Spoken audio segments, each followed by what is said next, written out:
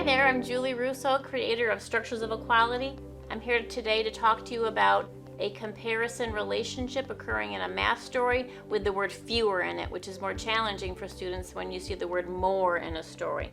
So the story says, Ricardo has blank pencils. Marcy has fewer pencils, blank fewer pencils than Ricardo. Again, I left the question off so we don't jump right to solve. So I would ask the kids after we've talked about the setting and the characters and what's happening, and then the math main idea, which in this story is we're comparing two unique sets, Ricardo's pencils to Marcy's pencils. Then I would jump into modeling the story using sentence strips. So I would ask the students, which strip represents Marcy's pencils? It says Marcy has blank fewer pencils than Ricardo. So her strip would be the shorter strip. Ricardo's strip would be the longer strip. So once we've established that, we'd start modeling the story. The thing we're counting in this story is pencils. Always ask the thing we're counting, the unit is pencils. I'm going to move this down here. Okay, so again, we have Ricardo's strip. I'm going to put an R here in parentheses for Ricardo, and Marcy, she gets an M for her strip. It says Ricardo has blank pencils. Marcy has fewer pencils than Ricardo. I'm going to say that Ricardo has 10 pencils. And I don't put those values in until after the students, we've really talked about the relationship. So Ricardo has 10 pencils. Marcy has, I'm going to say she has 2 fewer pencils than Ricardo. This is where the line of equality comes into place. So when we have the more, it's much easier to be able to see on our strips where the more is. The more is right here. The fewer is this white space right here.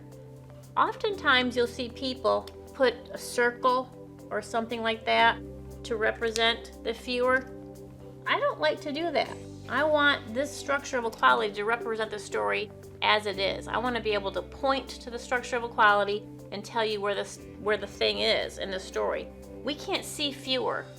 You can't hold fewer in your hand. So I don't like to write fewer, which makes it a little more complicated for students because we have to understand where the more is and then go from there.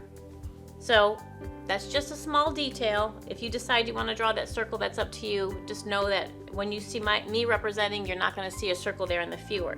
So we said that she had 2 fewer pencils, so lots of conversations about what fewer means.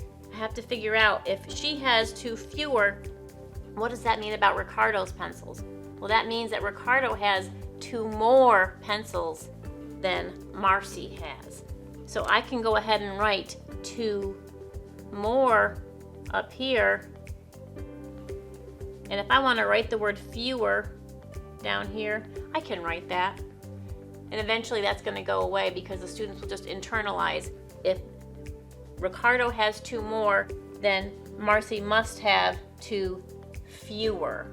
Okay, so I've decomposed my longer bar into the value of the 10. He has 10 pencils into the more, 2 more, and the something else. So if I know my facts to 10, I can say, well, 2 plus 8 equals 10. So the 2 more, 2 fewer, and 8 is equal to 10. And I compare that to Marcy's pencils. I find that line of equality, and I can discover that Marcy has 8 pencils.